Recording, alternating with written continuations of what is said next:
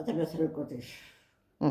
Το ξενυχτάγαμε. Μμ. Είχε καθίσει πλάσιο πέντε γιατί είχε γίνει γιατί μικρός μου ένα κουβαράκι. Με κοίταζε και δεν πλέον να μου το έλεγε ότι θα πέσω στα χέρια σου, το έσαι να έχω δηλαδή. Αυτό εννοούσε. Σε μισούσα, σε ζήλευα και σε μισούσα. Και ο Θεός με τιμώρησε και μου πήρε τον άντρα μου. Και κοιμόμουν 5 χρόνια λάιξτο στο κρεβάτι το διπλό. Αφού πέθανε ο Κωτής. Δεν φοβόταν η ίδια. Αν μου έκανε τη ζωή πολύ δύο φορές, εγώ τη συγχώρεσα. Αλλά η γιαγιά κομπρία τη γιαγιά. Ο παππού του πατέρα, δηλαδή τη μάνα. Αυτή που είναι στη φωτογραφία.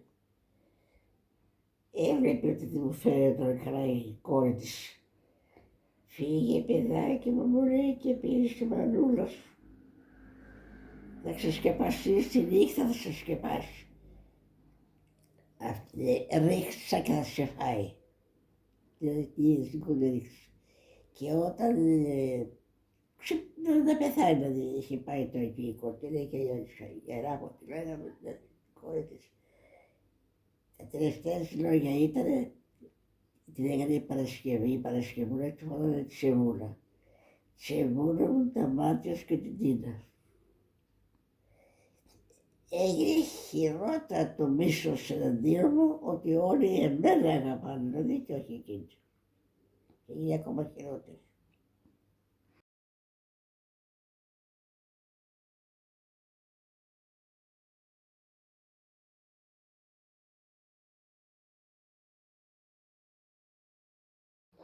Στο κουβάσιο το θερμόμετρο 37 και αυτά.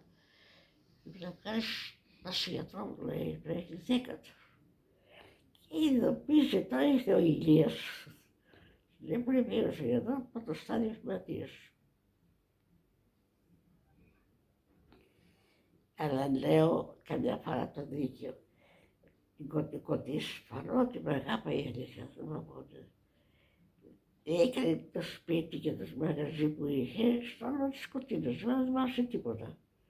Αλλά μου λέει πάντα, δηλαδή κάνει το σταυρό σου να ζεις, άλλο δεν ζεις, τέλος πάντων πάει αυτό. Και ήδη οι συγγενείς του θείου την πήραν την Κωτίνα και με έκανε το σπίτι της. Δεν νιώπαντρε νομίζω. Είχε θεία η Νταλιάνη, η οποία ήταν του Κολιόπουλου πεθερά. Η Νταλιάνη εδώ ήθελα να υποστηρίξω ένα ορφανό για μένα. Ερχόταν σαν γιατρό να σε έκανε ενέσεις και το λυπόμουν να το βάλω μέσα από το νοσοκομείο να φάει με κολλήσει. Και είδα τον καλό άνθρωπο.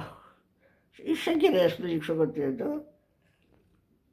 Το παιδί του αδερφού της για παιδί και το κατέστησε δούλα. Και όταν αρρώστησε, έδιωξε και έτσι τώρα λέει ότι τον έκλεψε και έφυγε. Και τότε είδαν το δίκαιο που μπορούσε και μια φορά και με ένα δίκαιο. Είδες. Να αποζημιωθώ, λέει, 15 χρόνια για υπερέτρια, αφού δεν είχε άλλον άνθρωπο. Και να μείνει και το σπίτι. Αηδία, ενώ δεν θέλω τίποτα. Ότι μου άρεσε τα φώτα στις δουλειές μέσα στις Λενάδες. Θα κάνω δουλειές. Θα πεις ότι σε έφυγε η κυρία Κωτή για να δείξει ότι έχει υπηρέτρια. Και όταν είπε μετά, πέρασε 2 μήνες, νομίζω, ζωή χρυσάβει λίγο με το Σάββατο με το Δημητράκη, έρχεται πάνω, λέει, θα μας πάλι στην Κωτίνα, δηλαδή. Δεν πάω, της έλεγα, αφού και εσύ λες ότι δεν είναι καλοί άνθρωποι. Αφού μου κάνει εκείνο το, αυτά πεθαίνουνε, δεν διέχονται.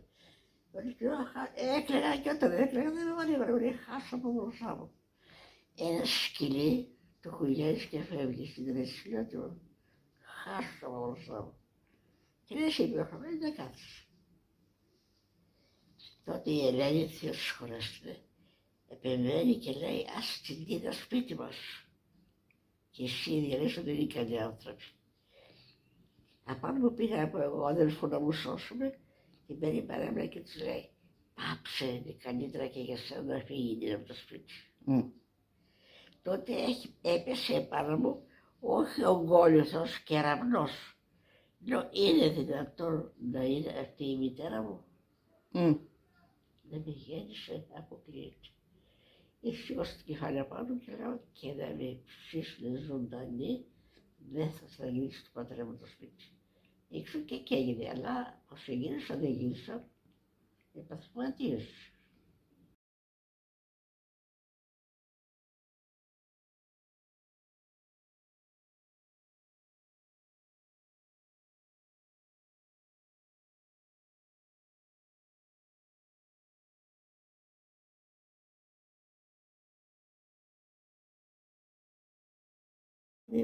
Για να έχει δούλα. Οι γονείς μου γιατί με δώσουν. Οι γονείς μου γιατί να με δώσουν. Δεν έπρεπε.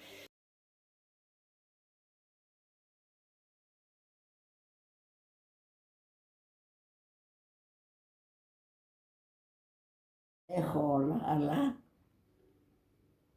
μου τα φέρνουν στα χέρια. Μπορώ να κάνω κάτι μόνη μου, όχι. Γιατί δεν στηριχθώ εγώ αυτά τα 15 χρόνια. Τέλος πάντων. Έχω χάσει και τα παιδικά μου χρόνια και τα εφηβικά. Που αυτά είναι ότι θυμάσαι διάφορα. Κάναμε εκείνο, πήγαμε εκεί. Εγώ δεν θα θυμηθώ. Τη σκάφη και τα τεντζερίδια πότρεμα.